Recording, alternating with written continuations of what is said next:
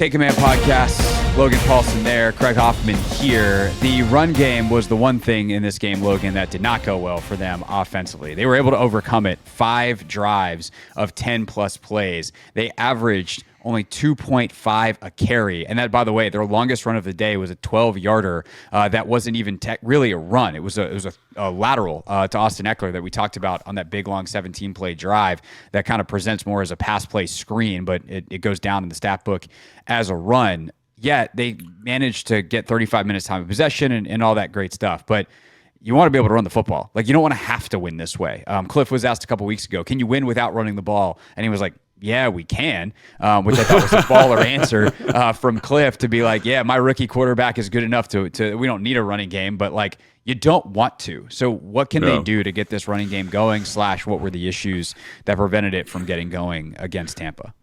Shoot, I mean, I think we talked about it in the preview show quite a bit. You know, like, Tampa's good at stopping the run. They want to stop the run. They're motivated to do that. The way they play their defense is designed to do that. So it was going to be tough. Like, we knew from the jump it was going to be tough. So obviously playing Detroit, because that's fresh in my mind, they're not as good, right? They don't have the same type of personnel up front. They don't have 3 first-round draft picks playing defensive line. They don't have a Hall of Fame linebacker back there. They got some good ones, you know what I mean? But they don't have the same level of skill. They're still good, don't get me wrong, but I think even that kind of stuff is helpful. Like, look at Tennessee, right? How they were able to run the football versus Tennessee, or even at times versus New Orleans. Like, New Orleans is a bad example, but Tennessee is a good one, right? Like, that's a good front, but you're just able to kind of find opportunities, get in a rhythm, and the game plan hits. And I think that's something I see as a possibility versus Detroit. Again, you got to work at it, got to scheme it up, got to make it happen.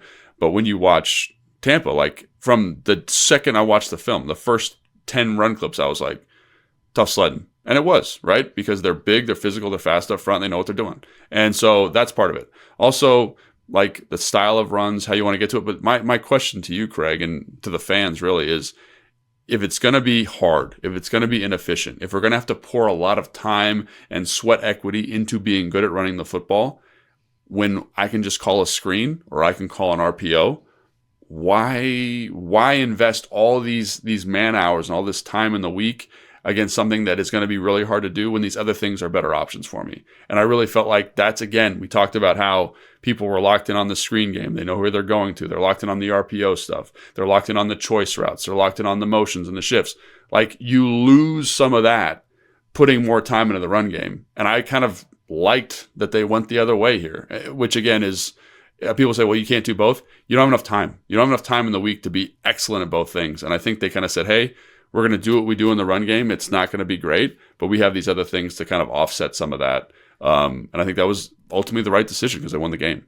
I think it's 100% correct. But I also think that Cliff did something really, really smart in this game, which was he found a way to stay balanced, because that other stuff starts to dissipate if the other team is like, they've abandoned the run. We don't have to worry about it. That's a great point. But because they were really, really efficient on the other stuff, they were able to run the football really ineffectively without a whole lot of penalty. And what I mean by that is, okay, let's get 7 yards on first down with a quick game. Let's get it with the screen. Let's get it with something else. And then it's 2nd and 3. Like, Then it's 2nd and 3. Well, now we can run, our GT, we can run duo, we can run inside zone. It can get 0 yards, and it's 3rd and 3. And it's not that it doesn't matter, but it doesn't matter as much as if we did that on 2nd and 7, and now it's 3rd and long. And so they stayed out of a ton of 3rd and longs, despite the fact that they couldn't run the football, but they also stayed balanced. And so Tampa had to worry about everything at all times, kind of stay true to we're not going to give up anything in the run mentality.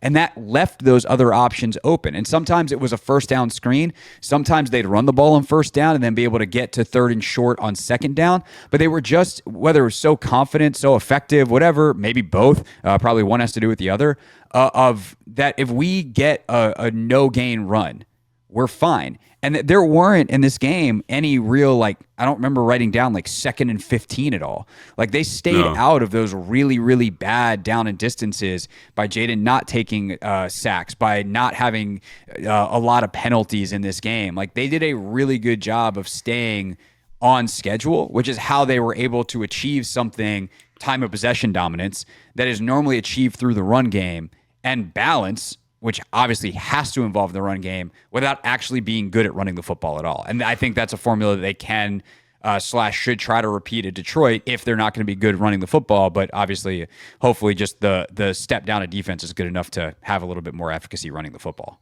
No, I think that's a fantastic point. I mean, that's exactly right. And I think when you're looking at this game compared to maybe like the Atlanta Falcons game, like they just didn't take penalties. There weren't a lot of pre-snap penalties. There weren't a lot of sacks. And we talked about the importance of little decisions in terms of staying on schedule. That's one, but also just playing clean football. And a lot of teams play this bend but don't break style of defense because they expect you to have something negative happen. You have a holding call. You have false start. You have to take a sack. You muff it. You have a bad handoff, right? You have a run for a 0-yard gain. And they really didn't do any of that stuff. Even though the runs were bad, they weren't negative runs, which were important, right? And to the balance point you just made. So, and we've made this point before on this show, but I think when they do these, when they go on these really long drives, it's so rare to see that with the consistency that they've done it, especially the last couple of weeks, excuse me. And I think it's just, again, a testament to how well coached they are, how well they understand the game plan. And it does let them maintain this semblance of balance and force the defense to attack and be aware of different things, which is extremely important. So, yes, I think you hit that exactly right. And it's just the question then becomes is can you do that consistently moving forward versus better football teams? You know, because again, in this game, you get a holding call on one of these drives, one of these long drives, and you're probably punting the football in 3 downs, which is kind of a tough arrow or tough, thread to throw or whatever. Yeah. By the way, in NFL history, there have been 3 instances of a team having 0 turnovers and 0 punts in a game by a rookie quarterback. Jayden Daniels week 2, Jayden Daniels week 3, wow. Jayden Daniels in the playoffs against Tampa. That's it. Crazy. That's the list. We did make fun of Tress Way on the show yesterday, Michael Phillips and I on the radio show, because it's like, why were you even there? Tress, I apologize. You did do a great job holding. Did a great job. All jokes aside, B-Rob, where are we at on him? He averages 1.6 a carry. We talked in that drive how some of these looks are really, really tough. But do they need to take a look at finding a way to keep Chris Rodriguez active and letting him run the football? Because, obviously this is going on a month here where Brian Robinson has not been very effective. But is that just is that a victim of circumstance? I think it's a victim of circumstance. I think, obviously, yes, I think it's a victim of circumstance. And could you bring Chris Rodriguez and give him more carries? Yes. Is it different or is there a value add over B-Rob? I'm not sure. And I think one of the things I just point to is running back success is so strongly correlated to offensive line success. And this offensive line, we've talked about ad nauseum how much we like them, how they did a great job in pass blocking situations. But there are times where it's like you got to run the football and you can't. Like watching Detroit, for example, their offensive line's excellent. And when you got to run the football, they're going to run the football. They're going to win physically, one-on-ones. They're going to sink double teams. They're going to move people off the spot, and they're going to be really aggressive with that kind of stuff.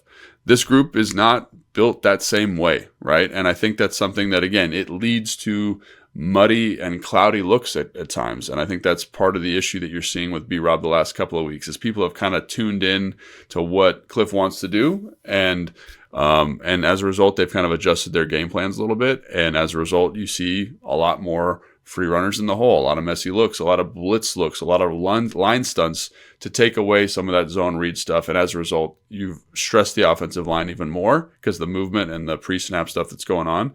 And also you've just presented different things for the running back to deal with. So again, I don't think it's B-Rob's fault. I think it's a lot of just defenses getting wise and hopefully like you said, you find a wrinkle, like again, versus Atlanta, they were able to find a couple wrinkles where he's able to get some gashes and look like B-Rob from earlier in the season.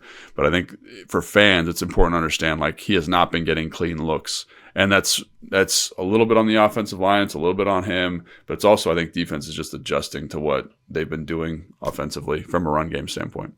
Yeah, I'd be open to it if you can make the roster mechanics work because Chris was really effective. But is it worth whatever other moves you have to make? That I don't know. I'd have to look at it deeper, and perhaps we will on Thursday because that's our preview show. But we're running out of time, and we want to talk about the defense a little bit. So continuing forward we go.